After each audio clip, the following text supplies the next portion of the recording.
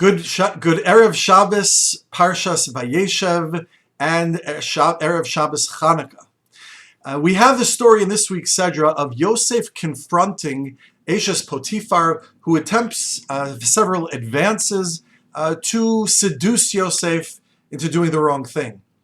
And the Torah tells us, Vayima'en, that Yosef resisted, and he responds to Eshes Potiphar with the following line of reasoning. He says, number one, my master, your husband, has given me everything and entrusted me with everything.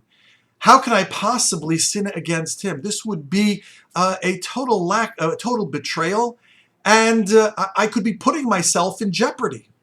Secondly, he says, Chatasi le'elokim, I will be sinning to God, ostensibly to Hashem, to his own God, to Hashem.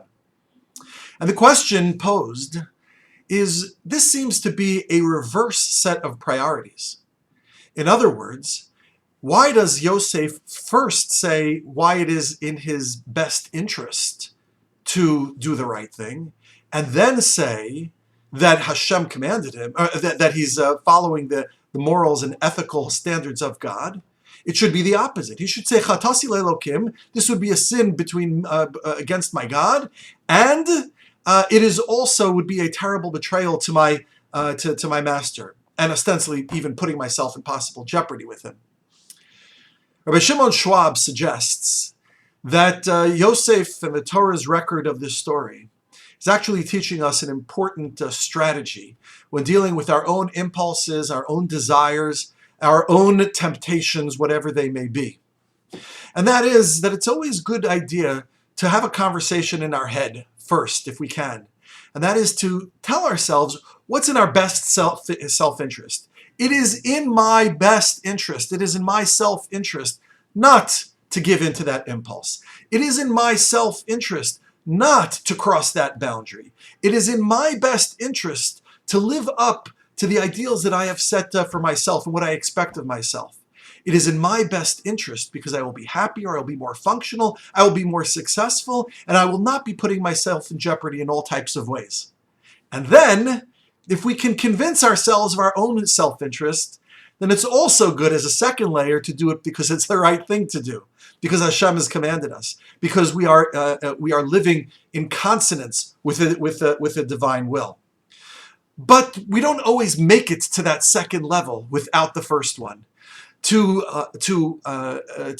pine and to yearn to be on such a level of righteousness that we can just simply do the right thing all the time because it is the right thing to do, because it is the Ritzon Hashem. It might be asking a little bit much.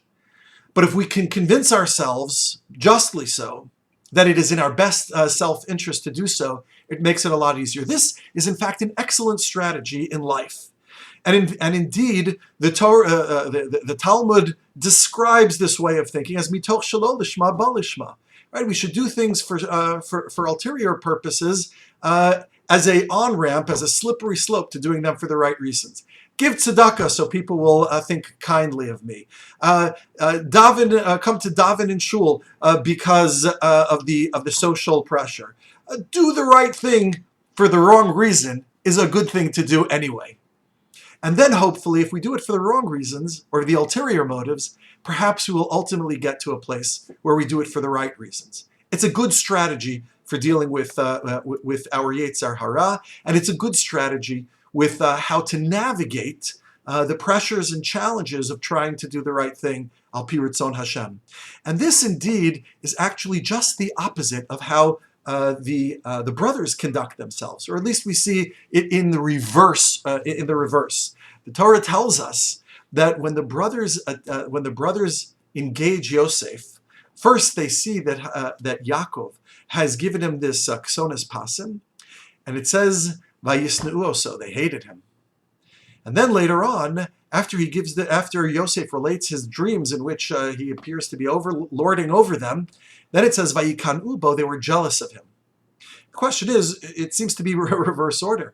First he hated them, and then first they hated him, and then they were jealous of him. They should have been jealous of him after giving him the cloak, after Yaakov's giving him the cloak, and then piling on the dreams. Then it could have built into hatred. one of my wonderful students suggested the following, that this is actually a beautiful representation of human behavior and human psychology. There's often, and when it comes to our relationship with Avera, we act, and then we come up with a justification why we did it. In this case, the brothers saw Yaakov give Yosef the coat, and they hated him, and they were ready to act upon that hatred, and they hated him.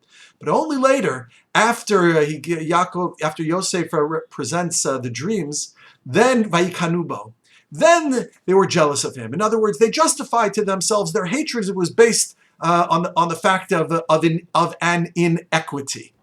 In other words, the sin came first, and the justification came later.